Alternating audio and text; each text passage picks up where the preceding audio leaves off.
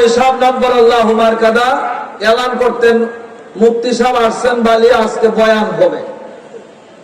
ঠিক ওই সময়ের একটা বয়ান তিনি বলছিলেন, ইমাম গাজালি রহমতুল্লাহ আলাই আধ্যাত্মিক জগতে একজন এত বড় সম্রাট ছিলেন, উনি চোখগুলি বন্ধ করে মুরাকাবায় বসলে চতুর্থ আকাশ পর্যন্ত উনি ভ্রমণ করতে পারতেন। এখন পর্যন্ত মুরাকাবা রয়ে গেছে, মুরাকাবা আছে, কিন্তু গাজালি রহমতুল্লাহ আলাইহির মুরাকাবা আজকে দুনিয়াতে নাই।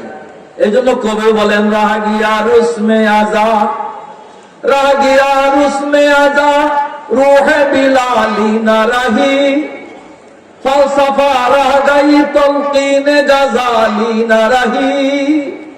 ও জগতের মানুষ, আজানের ধ্বনি এখনো শোনা যায়, কিন্তু হযরত বেলাল রাদিয়াল্লাহু তাআলা আনহু আজান না দেওয়ার কারণে সূর্য উদয় হয়েছিল না। কথা ঠিক না বেটি? ফালসাফা এখনো আছে, কিন্তু ইমাম গাজালি রহমতুল্লাহ আলাই উনি যে ফালসাফা মুরাকাবা বসে আধ্যাত্মিক সম্রাট হয়েছিলেন, তার নজির বড় কম। মুফতি সাহেব হুজুর বলেন, একদিন মুরাকাবায় বসে চতুর্থ আকাশে যায় দেখেন বড় বড় নবী রাসূলগণ বসে মিটিং করতেছেন, যেখানে সাইয়্যিদুল কাউনাইন আকায়ে নামদার তাজদারে মদিনা মুহাম্মাদুর রাসূলুল্লাহ আল্লাহর হাবিব আমাদের নবী সাল্লাল্লাহু আলাইহি ওয়াসাল্লাম তিনিও সেই মিটিং এ উপস্থিত। গাজালি রহমতুল্লাহ আলাইহি চুপচাপ যায় আমাদের নবী সাল্লাল্লাহু আলাইহি ওয়াসাল্লামের পিছনে বসে গেলেন। মুসা আলাইহিস সালাম এই মিটিং এ ছিলেন, উনি বলতেছেন আমাদের নবী সাল্লাল্লাহু আলাইহি ওয়াসাল্লামকে, সাথে সাথে সবাই সাল্লাল্লাহু আলাইহি ওয়াসাল্লাম বলবে, কালকে তো কেউ আপনাকে এবার বলবে না সাল্লাল্লাহু আলাইহি ওয়াসাল্লাম। হাদিস শরীফে আছে, মান সাল্লা আলাইয়া ওয়াহিদাতান সাল্লাল্লাহু আলাইহি আশারা। ও উম্মতেরা, আমি নবীর উপরে দুরূদ পড়লে তোমাদের কোনো ঘাটতি হবে না। একবার যদি আমার উপরে দুরূদ পড়ো, আল্লাহ তাআলা তোমার উপরে 10টা রহমত নাযিল করবে। বানিয়ার পীর সাহেব হুজুর রহমাতুল্লাহ আলাইহি ওনার বহু বয়ানে বলছেন, দুরূদ শরীফ পাঠ করার কারণে 10টা নেকি লেখা হয়, 10টা গুনাহ মাফ করে দেওয়া হয়। গুনাহ মাফ করলে আমলনামার যে জায়গাটা সাদা হয়ে থাকে, সেই সাদা জায়গাটা যদি হাসরের ময়দানে অন্য লোকে দেখে আর বলবে এই লোকটা গুনার কাজ করছেন, কোন নেকের কাজ করার কারণে গুনাহটা মিটে গেছে, এই জন্য জায়গাটা সাদা, এইটাও আমার বান্দার অপমান হবে। ফেরেশতা, সাদা জায়গাটা তুমি নেকের দ্বারা ভরপুর করে দাও।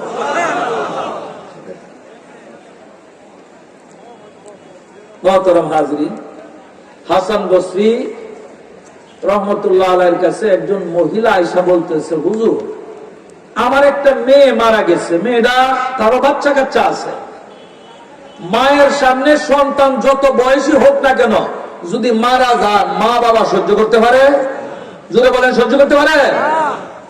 হুজুর আপনি আমাকে একটা কোনো আমল শিখাইয়া দেন, আমি যেন আমার এই মৃত মেয়েটাকে স্বপ্নে দেখি, সে যদি ভালো হালতে থাকে আমি ধৈর্য ধরবো, আর সে যদি আযাব আর গজবে লিপ্ত থাকে আমি দোয়া করব, সদকা করব, আপনার কাছেও দোয়া চাইব। হুজুর কইছেন, ঠিক আছে, তোমাকে আমি একটা আমল দিলাম, প্রত্যেকদিন শুইবার আগে 4 রাকাত নফল নামাজ পড়বা, প্রত্যেক রাকাতে সূরা ফাতিহার পর আলহাকুমুত তাকাসুরের সূরা পড়বা, প্রত্যেক রাকাতে এই সূরা তাকাসুর পড়বা।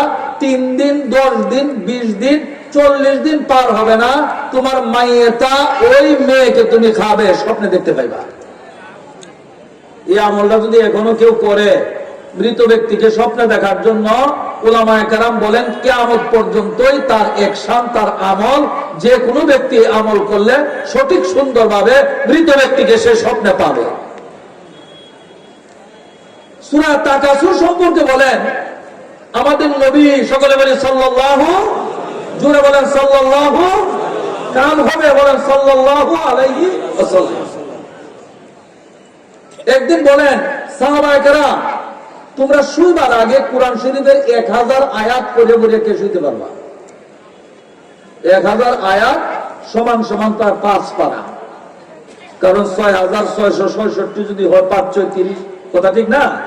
সাহাবায়ে কেরাম বললেন, ইয়া রাসূলুল্লাহ, আমরা কত দুঃখে কষ্টে জীবন যাপন করতেছি, কেউ ব্যবসা, কেউ গৃহস্থী করি, শুইবার আগে 5 পারা পরিমাণ কোরআন শরীফ পড়বার মতো এই আমল আমরা কেউ করতে পারবো না।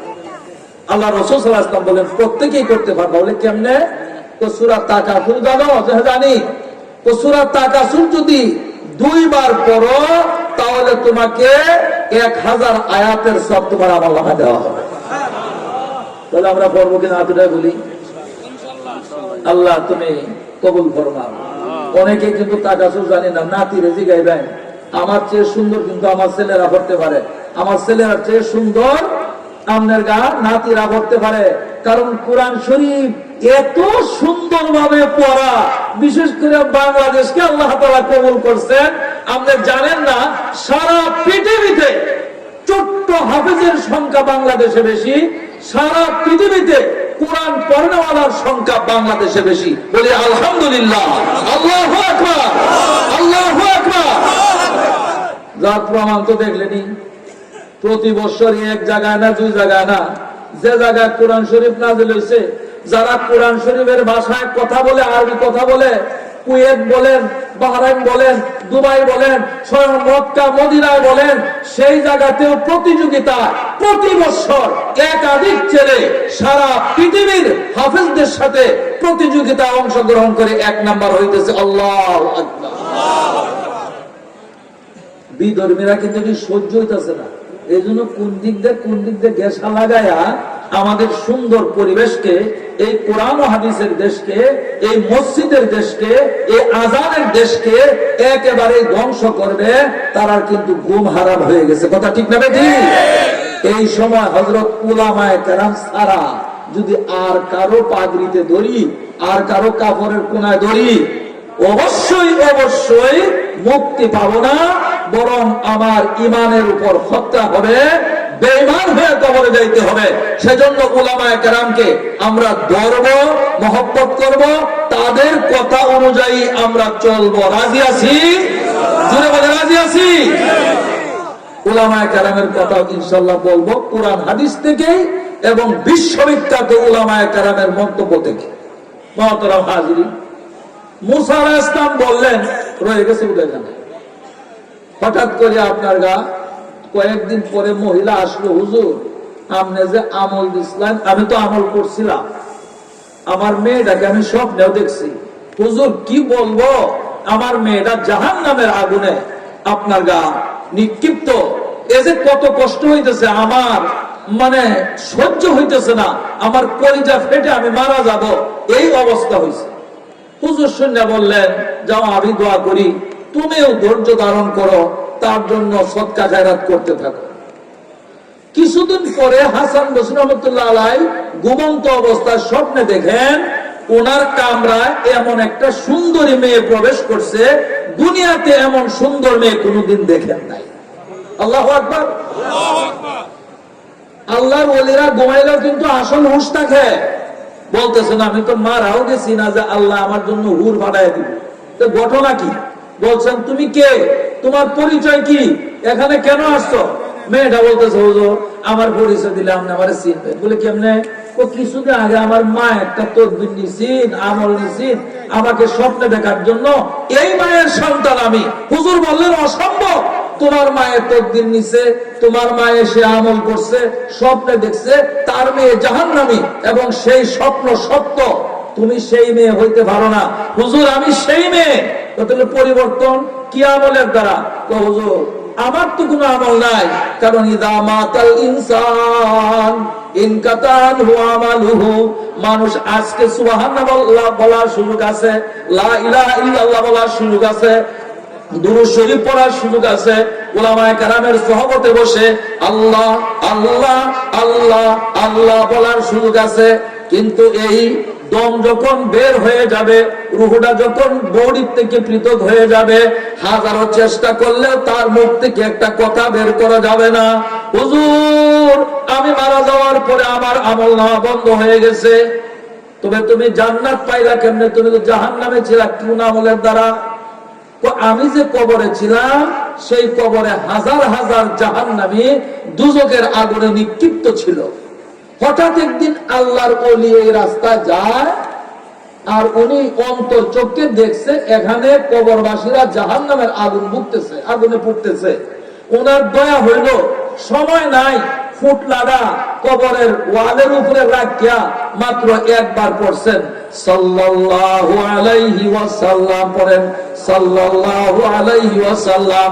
আল্লাহর ওলি একবার দুরূদ শরীফ পড়ে বলছেন, মাবুদ তোমার হাবিবের উপরে একবার দুরূদ শরীফ পাঠ করলাম, তোমার হাবিবের উপর দুরূদ শরীফ পাঠ করার সওয়াব আমি এই কবরবাসীকে দিয়া দিলাম। হুজুর জেনে রাখুন, আল্লাহ দয়া মেহেরবানি করে আল্লাহর ওলির মুখে একবার দুরূদ শরীফের সওয়াব, দুরূদ শরীফ পাঠ করে সওয়াব দেওয়ার কারণে হাজার হাজার জাহান্নামীকে আল্লাহ তাআলা জাহান্নামের আগুন থেকে মুক্তি দিয়ে জান্নাত নসিব করে দিবেন। সুবহানাল্লাহ। মুহতারাম হাজিরিন, কত বড় কথা দুরূদ শরীফ। আমরা সুবহানাল্লাহ বলি, আলহামদুলিল্লাহ বলি। হযরত ইউসুফ আলাইহিস সালাম বাইরা ষড়যন্ত্র করিয়া কুয়াতে নিক্ষেপ করছে মাইরা লাগিন লাগি। কথা সত্য না মিথ্যা শুনছি না?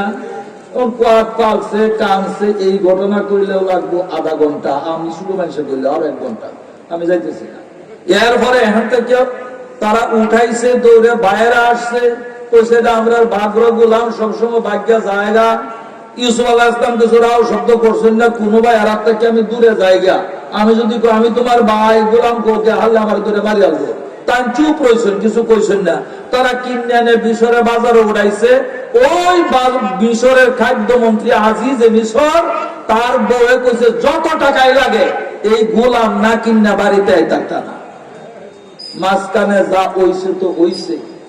এরপরে 12 বছর বা 14 বছর, কেউ বলেন 18 বছর উনি জেলখানাও রয়েছেন। বাদশাহ আমন্ত্রণ জানায়া ওনাকে সম্পূর্ণ নির্দোষ সাব্যস্ত করিয়া ওনাকে খাদ্যমন্ত্রী বানায় দিচ্ছেন। আল্লাহ কি না করতে পারেন, কথা ঠিক না? ঠিক। খাদ্যমন্ত্রী বানানোর ভিতরে অনেক কিছু ঘটনা আছে।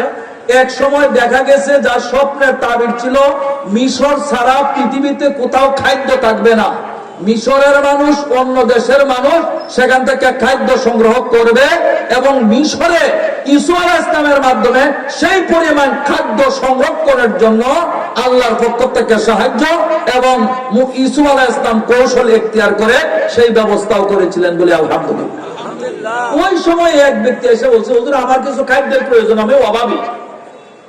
একটা বাজেট থাকে আমাদের দেশে, দেখেন পঙ্গু ভাতা আছে, বয়স্ক ভাতা আছে, আরো অনেক কিছু একটা নিয়মে 1 বস্তা চাউল, আধা বস্তা চাউল, 10 কেজি চাউল করে সরকারের বাজেট থাকে না? তাই বললেন একটা বাজেট আছে, তুমি নিয়ে যাও। তো আমার এই বাজেট হবে না, আমাকে আরো বেশি বাড়ায় দেওয়া লাগবে। বলছে ঠিক আছে, অসুবিধা যেহেতু তুমি না বললেও তো হুজুর তাও হবে না, আমাকে আরো বাড়ায় দিতে হবে। কি আশ্চর্য ব্যাপার! আমার তো একটা নিয়ম আছে, কানুন আছে, তার থেকে তোমার প্রয়োজনে তোমাকে ডাবল দিলাম।